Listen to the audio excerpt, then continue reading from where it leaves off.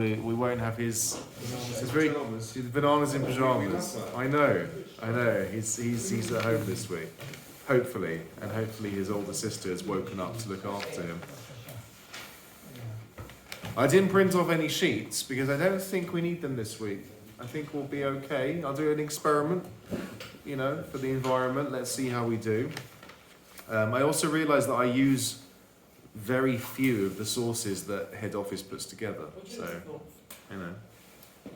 What are you after, Jonathan? Salmon pate? A knife?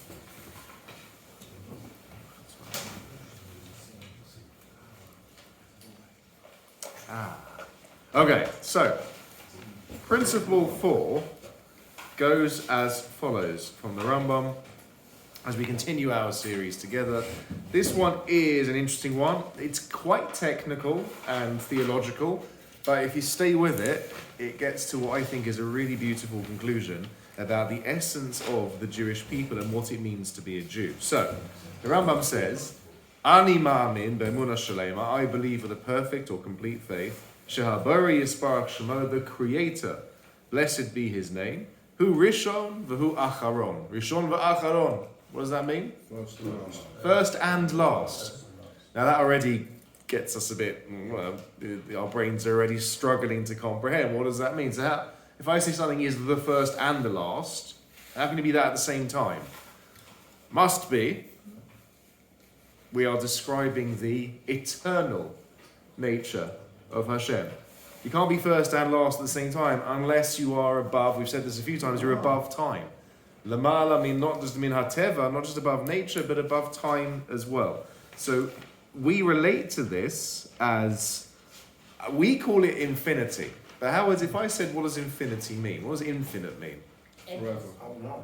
So we often think of mathematical infinity. Now this is coming from someone who almost failed maths, so please, what I'm about to say may be total nonsense. But we naturally think of something that's either, we think of the infinite universe, yeah? The universe is expanding constantly, but one of the great mysteries of cosmology is what is it expanding into? What is that? What's outside the borders of the universe? Is there a border? Has Trump sent the National Guard to the borders of who knows? What's there at the border of the universe that it's expanding into? It's a mystery. We don't know. And we would say, therefore, that infinity in space means constantly forever expanding. And infinity mathematically means a sequence that repeats itself over and over and over again. Interestingly, Adam Burr, who was here last week, he approached me afterwards and he told me to look into it. And I did. And it's being recorded, so I confess on video. Adam, I looked into it and I was totally lost within about 3 paragraphs. And he told me to look into the mathematical symbol Aleph. So the symbol Aleph, the letter Aleph in maths represents what is known, it's called a cardinal, transfinite number, which apparently means, anyone know what that means? I wrote it down, I don't know what it means. Beyond I know, Sam, what does it mean? No. It's not, it doesn't appear in a tax return. So what does it mean? What would a mathematician use an Aleph for? What? It just struck me as quite amazing. That's the symbol they chose. Unity of everything. Seemingly, they used it, so it represents numbers that are greater than all finite numbers. So the example Adam gave last week, or 2 weeks ago, was if you were to think of the number 0, and then put a decimal point next to it, and then imagine how many decimal places, like pi, how many decimal places could you theoretically fill that gap in with? The answer is infinite number of combinations and choices that could go on forever. And Aleph, I think this is what he said. If it's not, I'm sorry, I'm just a rabbi, not a mathematician. I think what he meant was that Aleph demonstrates that even within a number that's barely a number, you can still have infinity. Almost within 0, you can have infinity. It struck me that that's what is used. We say this, incidentally, when we answer the question of what does infinity mean, we say, and I'll say it in a sentence, but it's impossible for us to understand it, we describe Hashem as infinite because He has no beginning. Okay, so again, we think of infinity as something that has no end, yeah? Either in space, or in time, or in addition, multiplication. We think of it as something that goes on and on and on forever. It has no end. When we speak of Hashem as being infinite, it's radically different. He is infinite not because he has no end, but because he has no beginning. He never started. He is the first cause. He is the start. And this is what the Rambam says. Hu Rishon. Hu Rishon. He is the start. He is the first. Can our minds comprehend something not starting at some point? No. Because everything in the observable universe started. So a lovely interpretation, on my list to mention, a lovely interpretation of the first few words of the Torah, which are what? The first few words are?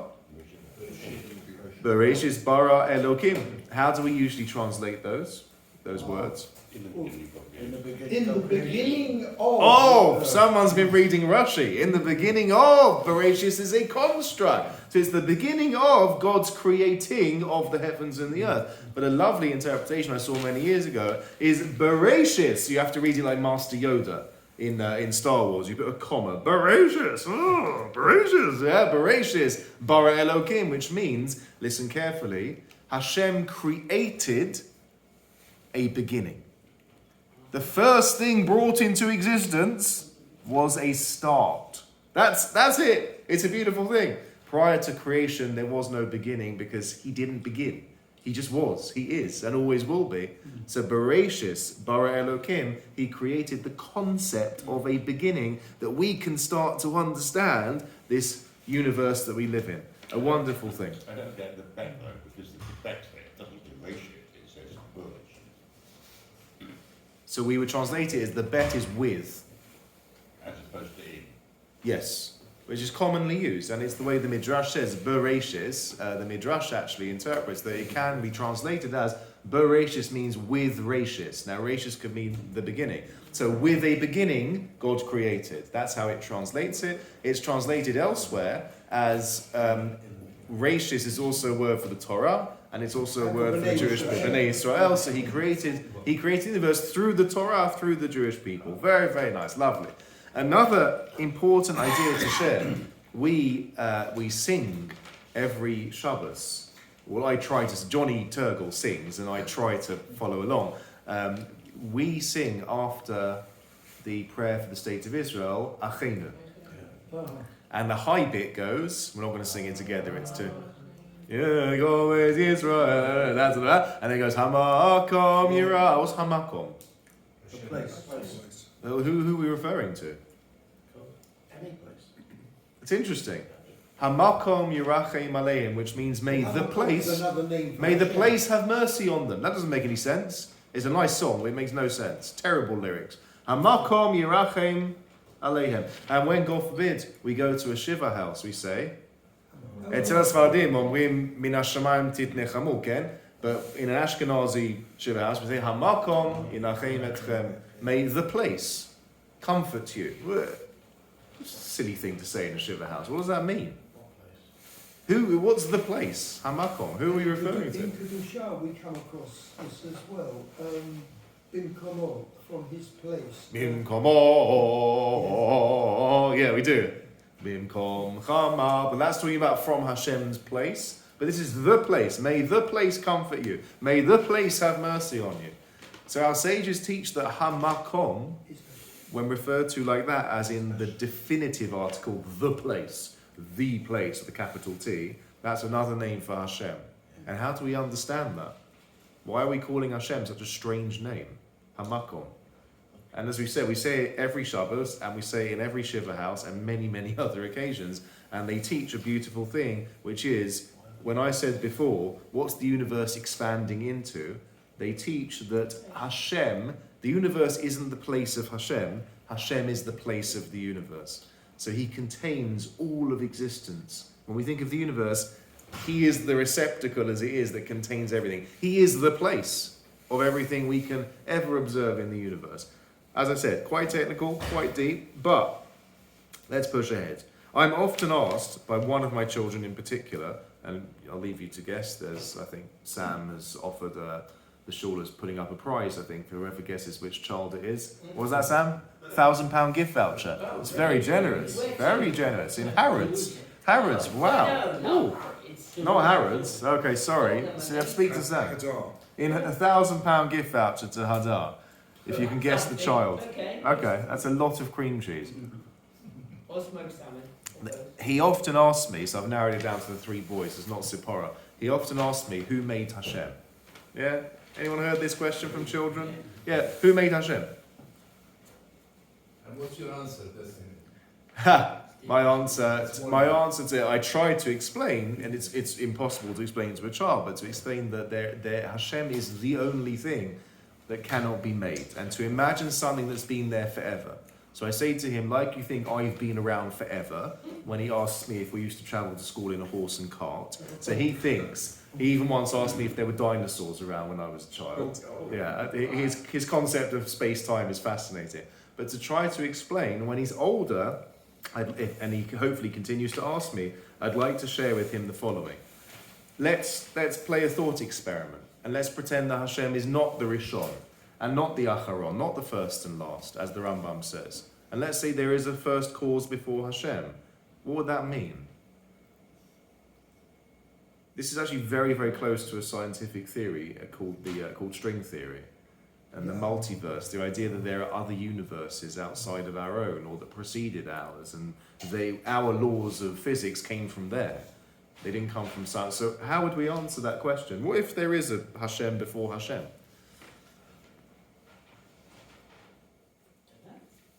It's too early in the morning for these questions, isn't it? But it's one of my kids' favourite questions. The way we would address this is that and it's actually quite a simple answer, it just takes a while to unpack. If there is a cause before Hashem, that means that the first cause, which isn't Hashem anymore, which is the authority, which is the ultimate truth, which one is the absolute truth? Hashem or the thing that created Hashem? Presumably the thing that brought Hashem into existence. Yeah? Which means the highest authority, as it were, in the universe is no longer Hashem, it's... And therefore we'd have the same exactly what we go through now with Hashem. We'd have to seek out, did that creator of all existence have a plan for creation? Did that creator ever communicate with its creator? Did it ever communicate the plan? And we'd have to do the same investigation that we do anyway for Judaism, which would end up in the same place, which is there was a revelation at Mount Sinai, and did that revelation give Hashem authority? It just goes around in a circle to exactly the same thing that we do anyway. So, can we demonstrate that Hashem didn't have a cause? No, we can't prove that because it's beyond anything that we understand, as we've explained. So, we go into, I think, let's push a bit deeper, 10 Commandments. Is that a good translation? How do we translate Aseret HaDibrot? 10 statements. What's the first one?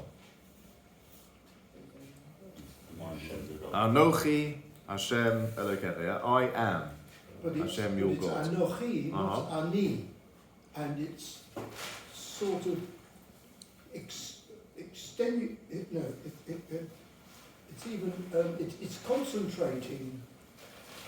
The I. What's the difference between Anochi and Ani? What is the difference between Anochi and Ani? That's a good question. They both mean I. In Israel nowadays, if you walk around the streets in Israel and you say Anochi, they'll laugh at you and they'll call you Shakespeare. No one speaks like that anymore. It's very biblical. They say Ani. But in biblical times, there was two words to say I. There was Ani and Anochi. What's the difference? The ch. The ch is a different phonetic, definitely difference in the phonetics of the two.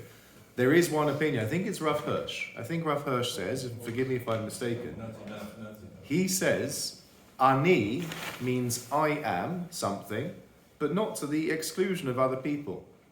So I could say, for example, Ani kar hayom. I am cold today. It could be there's other people in here who are also cold. Or I could say I'm hot, and there's other people who are hot. Or I could say I'm hungry. Well, no one can say that anymore, but then... Anochi is unique. Anochi is me and only me. Only me. So in biblical times, if I had to introduce myself, I'd say Anochi Eli Birnbaum, and hopefully I'm the only one around at that time. So it's an exclusive I. So Anochi Hashem Elokecha, me and nobody else. There's no idols you should be worshipping. There's no other gods who are your God. It's just me. Is that clear? Anochi, good. There's a dispute, there's a fascinating dispute between Maimonides and Nachmanides, Rambam and Rambam. They often disputed. Each of them constructed a Sefer HaMitzvot. How many mitzvahs are there? Enough is the answer. Enough. Must be. There's enough. 613.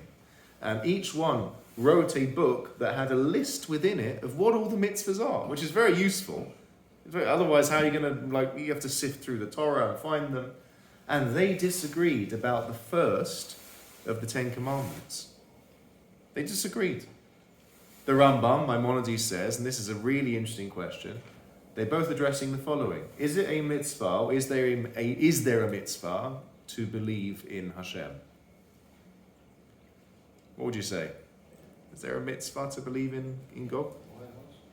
There's an imperative. Why not? Why not? It would seem, naturally we'd say yes. Yeah. But there's an imperative, because without believing in Hashem, everything else falls to pieces. Correct. So is it a mitzvah? Yes, Well, it's a necessity. It's a necessity, that's not a mitzvah. So Maimonides, the Rambam says, he counts it as the first mitzvah. Number one, numero uno, this is the first mitzvah to believe in Hashem. Nachmanides, the Ramban says, but it's not phrased as a commandment, is it? If you look at the 10 Commandments, there are do's and don'ts. It says, thou shalt do this, thou shalt not do that. But how is the first one phrased? It's not a commandment, it's almost like it's an introduction. It's like, hello, I am Hashem your God who took you out of Egypt. Does that mean there are 9 commandments, not 10? Well, there's 10 statements, just some of them are phrased as commandments, But correct, according to the Ramban, Nachmanides would say that in the story, we're going to read it in 2 weeks' time in Shaul and Yisro. In that parasha, you're reading 9 commandments and 1 statement. Why is it a statement? You can't call it a commandment. Everything else depends on it. It's a reality. So you can't say to a person, thou shalt believe in Hashem. A person has to decide that on their own, do their own investigations, their own analysis. And if they come to the conclusion that yes, there is a Hashem, flowing from there are the commandments. Whereas a person who comes to the conclusion, for whatever reason, that there is no Hashem, who is commanding them then in the rest of Judaism? It's a very, very interesting point, isn't it, that Rambam makes? There's no full stop. No full stop where? Anochi Hashem Elokecha, Asher Hotzeisicha Meretz Mitzrayim. Yeah. It does not sound like a commandment. It sounds like a hello, nice to meet you. Yeah, but it's not a full stop. It's Hashem. Yeah, who took you out of the land of Egypt. Which can't be the start of a sentence, at least in English. What's the question? No, it's. I mean, you can see that it could be part of a commandment. It doesn't begin though with a. The next commandment is you shall not have any other gods. Yes, it jumps straight into, and then we go to the honor your father and your mother, and keep the Sabbath day to sanctify it. So every other one is framed as a clear get up and do something or don't do something. This one is not. That's their dispute. That is their dispute. Does a mitzvah need to be proactive or not? So that if you're believing something but you're not doing something, does that actually... So what is a mitzvah then? So I think if we can reframe Robert's question. So what is a mitzvah? A good deed. A good deed? Okay. It's a good way of looking at it. A good deed. What makes it good? You're doing something for somebody else. Something special. It is something Something special. If I put on tefillin, I'm going to be cynical. I'm not doing this to be mean. I'm going to be cynical. Tefillin. Yes. So if I put on tefillin, it's very hard to frame that as a good deed as we would see it, because I'm not, unless someone draws inspiration from it, which could be true. I was once, many times at the Kotel when I was living in Israel, and I don't know. It became like there was this group of Austrian or German tourists there, not Jewish, and they asked if they asked if they could take my picture as I was putting on tefillin it was like an iconic image, and in my youthful naivety, I agreed. And I'm probably in a magazine somewhere in Austria. I don't know, you know, under the headline, "They're still around." I don't know, whatever it is. So how do we define mitzvah? A command. A commandment, and as the Ramban just said, if you don't believe in the commander, then there's no commandments. There's nothing to be commanded. No one's commanding you. It's a really tricky one. It's not one that we often think about. We do tend to, it's correct, we do tend to default to saying that a mitzvah is a good deed, but who defines it as good is the real question. Why would we need a God to define it as good? Your inner self defines it as good. If you do a mitzvah for something, then your inner self defines you as good. Well, that's you. Yes, no, it does, but again, Michael, how do we then stack up the many mitzvot that they're not obviously for someone else's benefit? If I shake a lulav and a netrog, often you poke someone in the eye, you know, you can even hurt someone with it. I find it difficult to understand that that's a mitzvah. So it is. It's explicitly in multiple places written in the Torah, including tefillin is written, mezuzah is written, and tefillin are written in the Shema. So we recite them every single day. So, and interesting, it's not wrong. I'm not disagreeing. I think there needs to be something more. We need to build a layer above saying it does mean good deed, definitely, but there needs to be a layer above that to help us understand the rest of the edifice of the Torah and everything else that's going on. Like I mentioned yesterday in shul, an example, keeping kosher. You know, and I said one of the reasons, and there are a few reasons, keeping kosher is a chok. A chok means a statute. That's how the Art Scroll translates it, which means something that we'll never fully understand. But we do understand to an extent, as I said yesterday in shul, and apparently it went down well, I didn't offend anyone, I was worried that I would. An easy way to explain keeping kosher is it really does help self-discipline. It really does. And until you've been in a theme park in the middle of the summer and everyone is walking around you licking an ice cream and you can't have that ice cream, you feel the urge and you're pulling back, and you're training a self-discipline. So 1 second, keeping kosher does make sense. But I just said it's a chok, it's a statute that we don't understand. So the element we don't understand is, okay, very good, it trains me in self-discipline, but why couldn't cows be trained from pigs be kosher? It's arbitrary. Hashem decided those animals are kosher and those animals are not. And yes, there are arguments that it's for health reasons. There's no scientific proof whatsoever for the overwhelming majority of the splits in what's kosher and what's not. So that's what was decided. That's what we don't understand. Because if I want to train someone in self-discipline, it's arbitrary. I just pick a random group of foods and say, don't eat those. In fact, if I was in charge nowadays, watching my kids, I'd probably ban sweets. You know, sorry, sweets. But I did. I put gelatin in them. And then they came up with fish gelatin. They got around it. They made a loophole, those Jews, to make sweets kosher again. Well, So, Sephardim have a different view anyway. sorry. Sephardim have a different view on gelatin anyway. Yeah, slightly. Yeah, slightly. So, how do we get around all of this? So, I think a useful definition of a mitzvah, which is again one of the reasons the Ramban Nachmanides says that you can't frame the first of the Ten Commandments as a mitzvah, because it doesn't conform to the following definition. The definition is Rega Echad Niki. The definition is a mitzvah is a way for us to connect to Hashem, and you're familiar with this idea. I promise you, because every time, more or less, think of when Rabbi Bloom finishes giving a shiur. What does he say? Rabbi Chananya ben Akasha Omer, Ratzah Kodesh Baruch Hu lezakos es Yisrael. Hashem wanted to bring merit, lezakot et Yisrael, to bring merit to the children of Israel. Lefikach, therefore, hirba lahem, he made plentiful for them Torah or mitzvot. The study of the Torah, he made it pretty much endless. In Stanmore, we've been blessed with approximately 0.2% of all the Sfarim in the world, and that's still quite a lot. So Hashem increased the amount of Torah we can learn and massively increased the number of mitzvot. So you know something remarkable? Maybe someone who perhaps struggles, and we understand this better than any generation of humans ever, someone who maybe struggles to go and do a good deed for someone else. It could be someone suffers from social anxiety, or God forbid has some sort of condition or situation where for an extended period of time They can't leave the house. What are they to do? How are they to connect to Hashem? Lefikach hirba lahem Torah mitzvot. That person can stay at home, they can put tefillin on, they can daven, they can say Shema, they can kiss the mezuzah, they can, if it's Sukkot, not in the middle of the year, not this time of year, although this is Sukkot's weather, they can shake lulav. So many ways we can connect to Hashem, but again, the Ramban says, you can't describe believing in Hashem as a way to connect to Hashem, because He is Hashem.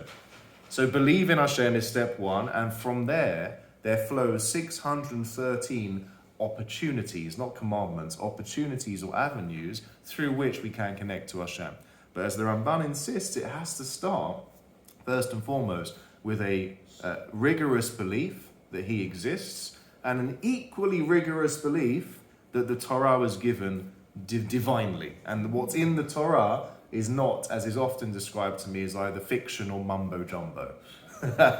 That's often raised with me, and it's sadly, very, very sadly, to my regret, by people who've never actually opened and read it, unfortunately. Once you read it and you delve into it, it starts to get a bit mysterious. So, Nikki, itchem aslicha. You may have covered it, and maybe my mind went straight, but if you're approached in an airport or somewhere to put on tefillin, they don't ask you, are you a believer first? They ask you to do the mitzvah first. Correct. So which comes first? So, You may have covered it. yeah. And I've been approached before. And understand. I played along with them. I was like, what's tefillin? I played along with it for a bit. I thought I'd get my money's worth, yeah? It was in America. And they were fascinated. They were like, hey, do you Brits not know what I know? We don't know what they are. They haven't invented them yet here. You're just ahead of us. What's tefillin? Phylacteries, you say. I don't know. I know what a factory is, but not a phylactery. Sheila tova. It's a very good question. But if you've covered it, don't bother. No, I didn't. The answer is that the group that you're referring to, who I think you're being very, very careful not to name, but it's okay to name. So, yes, so Chabad Lubavitch very strictly follow, in almost all cases, and it's one of the reasons why Rabbi Lou would give a Rambam shir. It's something that was it still is very close to his heart. Yeah. Chabad Lubavitch lahalacha, in ruling Jewish law, follow Maimonides. They follow his opinion and his philosophy. And remember, Maimonides says, Anochi Hashem Elokecha is a commandment. And they are of the opinion that actually by doing a good deed, a maaseh tova ze maaseh tova. B'chol makom shehu. Doing a good deed, doing a mitzvah is a mitzvah wherever you are, and they look at it from the opposite perspective. Again, Nachmanides says, if you don't believe in Hashem, there are no commandments, because who's commanding you? As we've established, commandments is a horrible way of translating it. It's something that's been imposed upon us by Christianity. The word tzav literally means a connection. We learn it from the book of Isaiah, tzav la tzav, kav la kav, ze'er kan, it's from that haftarah. It doesn't mean commandment. There isn't really a word for commandment, it means a connection. That's Nachmanides. Maimonides, who Chabad Lubavitch follow, believe in a philosophy that by doing a good deed, a person something will shift inside them. And their neshama will feel what they're doing, their soul will feel what they're doing, and they'll eventually come possibly to a belief in Hashem. So next time you're in an airport and someone approaches you with tefillin, put them on, have a photo opportunity, and then hopefully board your flight. Don't try and get through security with that wrapped to you, because they will stop you. It does look suspicious. Does that mean not everyone agrees about there being 613? Some will say 612 or 614. All agree. It's just different ways of counting it. It's fascinating. We know there's 613. The idea of Tariq mitzvot is well established. But our sages have been counting them. The Ramban, in fact, says in his critique of the Rambam, it's so confusing. Nachmanides says in his critique of Maimonides, he notes that in the era of the Gaonim, so this is after the Gemara, in one of our beloved countries in Persia, the Gaonim, who were there, the Baal Halachot Gedolot, one of the earliest lists of the mitzvot that we have, which goes back to the 7th or 8th century, very, very ancient. The Ramban, Nachmanides, notes that he doesn't include Anochi Hashem Elokecha in his list. And he says to Maimonides, come on, that was 400 years ago, and he didn't include it. Why are you including it? That was their dispute. Any questions before we wrap up? Fantastic. That's a nice definition. Na'aseh v'nishma. What? Shall I grab a book? So you do Shall I grab a food. book for the Do we have a minion? we Is that do- it? Do we have a minion? Yeah. Yeah. Yeah. Na'aseh v'nishma. So you put it on because I've told you to do it, and eventually you'll. What if you've already put them on already? Robin, Then you Oh, say- you don't. Yeah, just it's make them even more No. popular. No. You rolled up your arm and Anything you is showed possible. them. Don't do it twice. The easiest way to get out of it is when they say, "Excuse me, you Jewish?" Just say no. Yeah, I look remarkably Jewish, but I'm not. Yeah, I'm in fancy dress. Yeah, I'm Amish. Yeah, I'm not actually Jewish. It's just fancy dress. It's Purim soon. We all look Italian anyway.